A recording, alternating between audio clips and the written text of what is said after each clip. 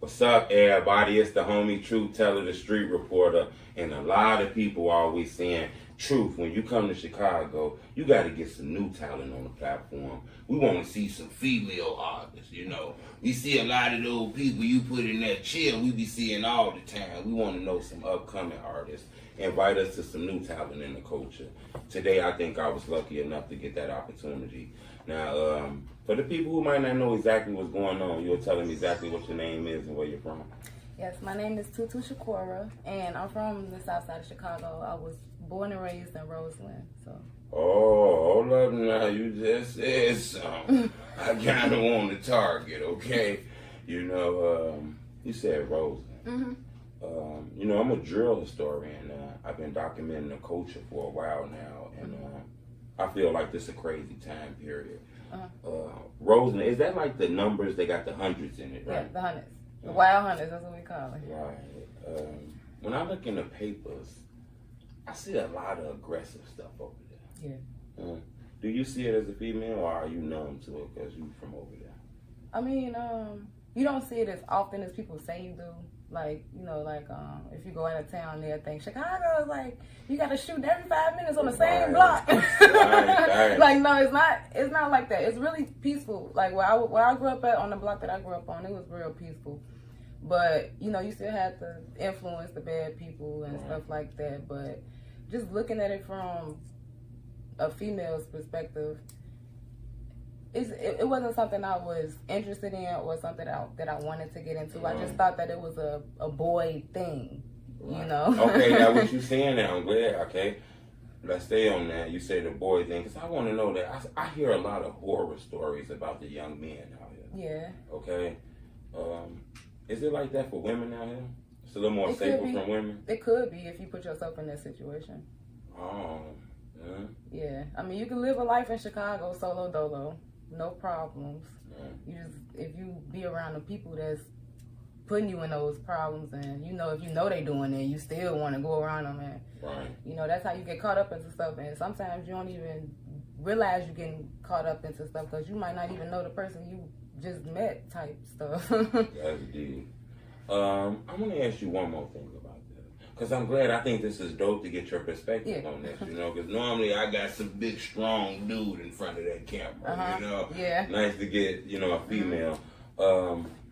Another thing I want to know as far as with Chicago, you know, because I'm pretty sure you got a lot of female friends. Yeah. I know when you go to the store, the guys try to holler.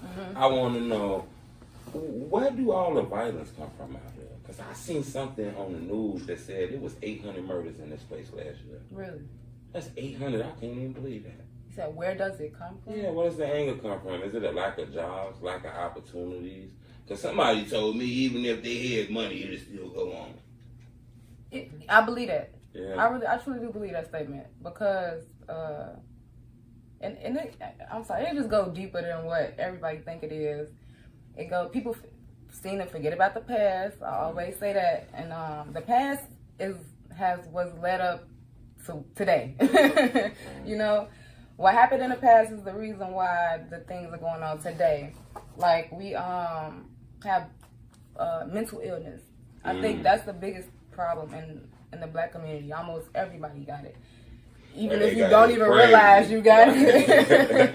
Not enough to matter, but I feel you though. Almost everybody got it. So it's, you know, and it's not a funny thing, but that's probably one of the main reasons. Then you got drugs. Like if you grew up around a lot of drinkers and smokers, pill poppers, and you know, I personally don't believe weed do anything, you know. But you know, weed keep mellow, you know. But when you start to mix it with other drugs, it's like, you know, you pushing that limit. You might get a little, you know, a little tough. I wanted to get your perspective on that. I see a lot of drill rap. You know, this place is being targeted. Everybody's stealing their flows and everything from Chicago. Is it an underground woman drill scene? I mean, just a woman rap scene, period? I believe it is.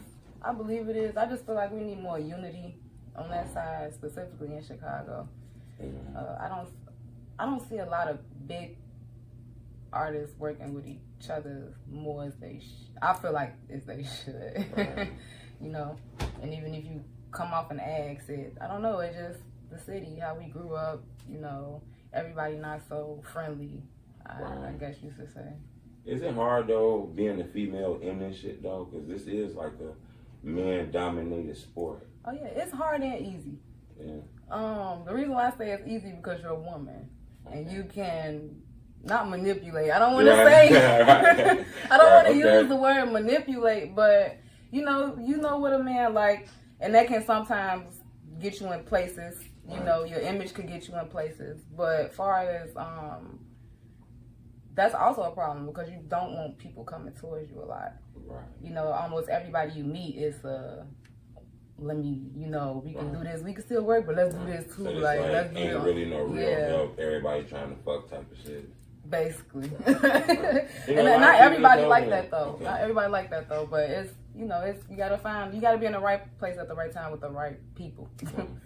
What about like the radios and people in position? I heard it's a thing out here called like a pay for play thing. You gotta pay for the help.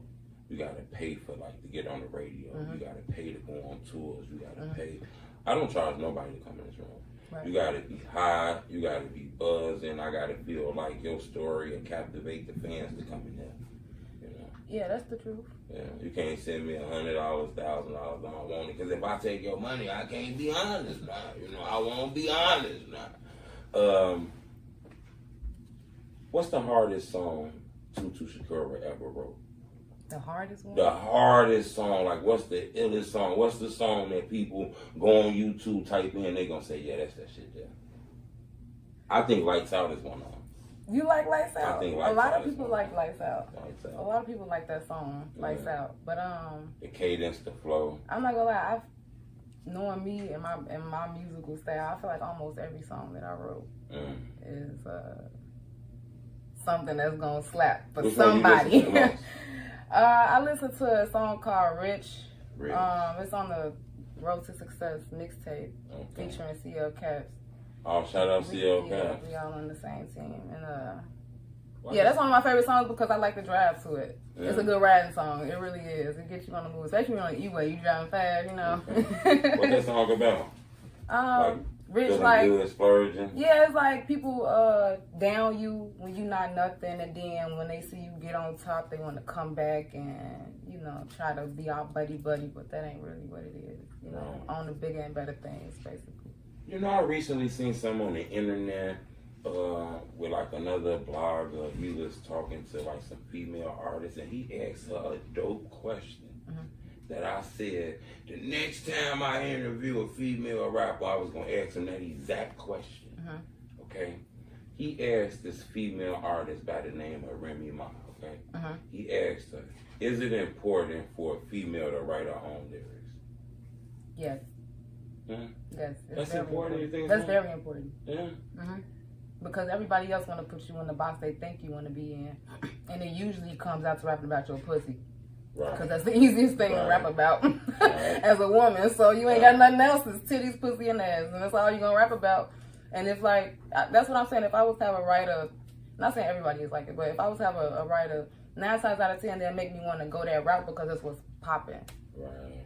You know, and I don't want to put myself in no box. So I write everything for myself, and it's better for your brain. You get the critical thinking, you know. Right. I think that's a dope perspective. I ain't gonna lie though, Miss Tutu. I kind of got a small look different. I think if you got the look, you know, this is a business about making money. So if you got the look and you got a homie that got the bars and you got the look, then shit, we're a team, you know? It's just me personally. But I mean, I think it is dope if you write it yourself too, though. I think that's just like, damn, you extra dope. I'm not knocking it, you know, but, you know, you gotta, I feel like you gotta be around people that want to see your vision and your cliche, what you want to ride, you know. That's dope. See your own vision. Yeah. You want to tell? No, I want to tell you something I think dope. You know, I'm a real drill historian, right? So, you know, when I interview people, I hit the rounds, I talk to certain people. I'm all in your comment sections. I'm reading every comment, all that. And I thought when I seen your music, I said, okay, it's a new artist from Chicago doing a thing. And when I went to your YouTube, I scrolled down. I seen you had music from 5 years ago. Mm-hmm. Yeah, I think that make you kind of like the legend, in my opinion, you know. A little OG with the music side. But no, when I first started making music, I was young. I was like 16, 17. My cousin, he had a studio in Atlanta. I made my first song out there, and I brought it up here to Chicago and recorded it with Gator, one of my favorite engineers. Mm-hmm. Shout out Gator. And ever since then, me and Gator been tight. He did almost every song I had. So right now, I'm good enough to record my own self. So that's where I'm at with it. But yeah, that's. You know, when I listen to your music, you kind of got like I want to say, like a Chicago version of like, I don't want to just say Coi Leray, but I kind of feel like a Coi Leray with like maybe a little bit of Katie Got Bands mixed together, okay? What was your influence? That's about right. Yeah, that's what I feel like when I listen. I think when they type in Tutu Shakura, when they type your name in that YouTube bar, y'all type her name in, I think y'all gonna say, I didn't think that music was going to come out her mouth. Yeah, I say a lot of stuff that people don't expect a person to say, period. But I had a lot of inspirations. Drake was one of them, of course. Beyonce, you know, on the singing side, I've learned almost every vocal from her. I used to word by word sing every lyric. But on the rap side, it was Drake, because he sing raps, and that's like I like that style, you know. I like to fuse them together because it just sounds good, and I think that's what a lot of people are doing now. But that's, you know, a dope way to do music, and try to strictly sing on the strictly rap and just fuse them together. But I had a lot of other artists, specifically from Chicago with the rap. Of course, Chief Keef, Dirk, them, you know. But first female rapper I actually discovered, this back in like 2011 when, you know, Dirk and them was just getting put on, was Katie Got Band. You just said it, Katie. She was a big influence on me. Shout out Katie Got Band. Yeah, I used to, it was one song, Dreadhead Driller, you know, and that's when I'm like, damn, Katie Rose, because everybody was like, we like dreadheads, you know, that was like the phase, you know, so that, you know, and then of course you got the Queen, Shauna, you can't forget about the Queen. Shout out Shauna. It's a couple more people, but yeah, as far as rap, I ain't gonna lie, my baby daddy, he was a big influence on me too. Okay. He used to write music for me. Oh yeah, that's dope. That's dope. You know, it's a legend in Chicago that's behind your music. Okay? By the name of Bo Deal. Okay? Yes.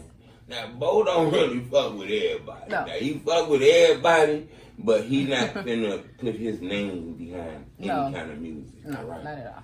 For him to put his name behind your music, he got to believe in that shit. How did that happen? Because he behind you. Now, how's that possible? I was not necessarily introduced, but was told about through Damo. Big Boss Damo. Shout out Big Boss Damo. I had him in here about a month ago. Yeah, it's my best friend, and I used to babysit, you know, for him and stuff like that. But he ended up listening to my music. I ended up showing my music one day. He was like, Tutu, what the hell? You can sing, you can rap. He was like, I'm gonna show my manager, and then next thing you know, 3 days later, here come Bo Deal in the DM. Like, oh my goodness, you one of the chosen ones. You know, I gotta sign you. But Lights Out was actually the song that he heard that practically got me signed. Okay, the song Lights Out. Lights Out. Yeah, see, me and Bo got that here. We heard that together. Hey, Bo, we heard that, Bo. Yeah. That was the one. Yeah. Shout out Red Bunny, too. She be in there, too. Yes, my manager, Red Bunny. She does everything for me. Anything I ask, she do it. She like a mama and a sister combined, you know. Yeah. Even if we at a Beyonce concert, she knocking on that door. She needs 2 minutes on this stage. Yeah, I think Miss Red Bunny got a dope energy, a dope spirit. Yeah. RTS. What exactly is that? You know, Bo told me that's the hardest shit out now. It is. Okay. We got the hardest, I believe, some of the hardest artists out in the city right now on the team. And, you know, we working. But RTS stands for Road to Success. It's a management team. You know, it's not like a label, but, you know, he's a manager. You know, that's what he do. And so he does a good job at it too. So and he got the ear too. A lot of people don't know this. I want to say, I know this Tutu interview, okay? But I gotta say this, all right? It was once upon a time where it was just boom. It wasn't these drill rappers. It wasn't these, you know, it wasn't no Chief Keef. It wasn't no dirt. Niggas wanted to be both. Yeah. I remember that. Because a lot of people don't know I was born and raised in Chicago now. Okay. I moved away about maybe 10 years ago. So shit, this is a whole nother place now from 10 years ago. Everybody just mad and shit out here, you know. You said something about not a label.